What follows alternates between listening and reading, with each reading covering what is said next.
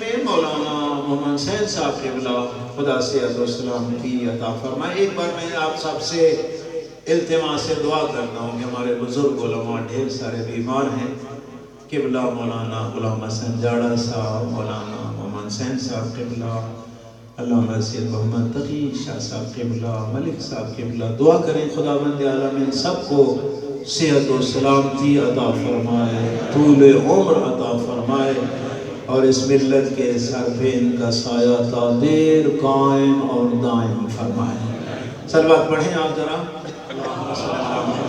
تو عرض یہ کر رہا تھا کہ اس محفل میں مولانا محمد حسین صاحب حفظہ اللہ وارد ہوئے نا، تو علامہ محمد یاسر صاحب اٹھے، بلند ہوئے، اٹھے، بزرگ تھے، مشکل سے اٹھے لیکن اٹھے. مولانا حسین صاحب ان کے قدموں کی طرف جھکے کہ بلام تشریف رکھیں، بیٹھیں. تو فرمانے لگے محمد حسین تیرے علم دے استقبال واسطے اٹھا. مولانا محمد یاسر صاحب قبلہ نے فرمایا میں نے خود یہ بات سنی اور دیکھی آنکھوں سے. اس کے بعد مولانا محمد یاسر صاحب قبلہ نے رونا شروع کیا، بہت روئے، زاروں قطار روئے، ہچکی بن گئی سی ازادے کی. تو مولانا حسین صاحب فرمانے لگے کہ قبلہ خیر تو ہے، آپ اتنا کیوں رو رہے ہیں؟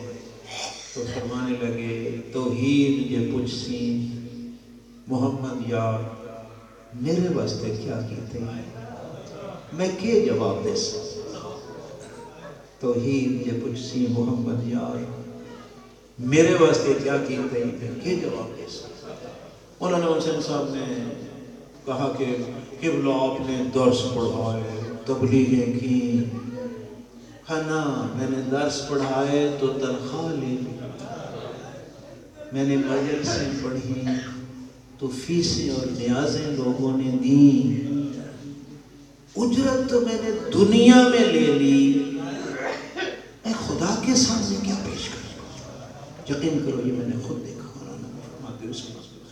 پھر سنبھل گئے اور کہنے لگے گواہ رہنا مجھے میری بخشش کی امید کی کرن ایک ہی نظر آتی ہے، اور وہ یہ ہے کہ مجھے دشمن زہرا سے بڑی نفرت ہے. یقین کرو میرے بھائی، ہونی چاہیے نفرت نا. دیکھو نا انہوں نے کس طرح نبی زادی کو رلایا. اب خود سوچو 18 سال کی عمر ہے، کم و بیش حسنین جیسے شہزادے بیٹے بھی موجود ہیں، زینب و ام کلثوم جیسی شہزادیاں بھی موجود ہیں، علی جیسا سرپرست بھی موجود ہے. کہتی کہ خدایا میری موت جلدی بھیج دے. کوئی تو حالات ایسے ہو گئے ہیں نا کہ رسول زادی یہی جملے کہہ رہی ہے کہ خدایا عجل وفاتی، میری موت جلدی آ جائے. میرے بھائیوں حالات عجیب ہو گئے. دنیا میں عظمت بھی ان کی بڑی تھی لیکن مصیبت بھی اتنی آئی میرے بھائیوں بعد از پیغمبر خدا، لوگوں کے ارادے بدل گئے.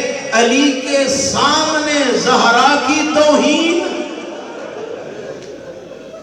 ایک بڑا جملہ ایک فارسی شاعر نے کہا تھا، کہتے ہیں یار گیرم کہ وصیت مصطفیٰ نبود، بلے آتش زدن بخانہ زہرا کے روا نبود. کہتے ہیں یار میں تیری بات مانتا ہوں کہ چلو تیرے بقول پیغمبر خدا نے اپنی اہل بیت کی محبت کی وصیت نہیں کی، لیکن نبی کی ہو. مجھے یہ تو بتا وصیت نبی ہو زہرا کے دروازے کو آگ لگانا کس مذہب میں جائز ہے؟ کہتے ہیں شاید تیرا مذہب ہو کہ آگ بھی لگائی جاتی ہے رسول زادی کے دروازے کو، کوئی حرج نہیں. کشتن موسم کے روا نبود، اور موسم سے اس مظلومیت سے شہید کر دینا، اور یہ کس مذہب میں جائز ہے؟ پھر آگے کہتا ہے شاید تیرا کوئی ایسا مذہب ہو جس میں یہ بھی جائز ہو. سیلی زدن بزہرا کے روا نبود، اور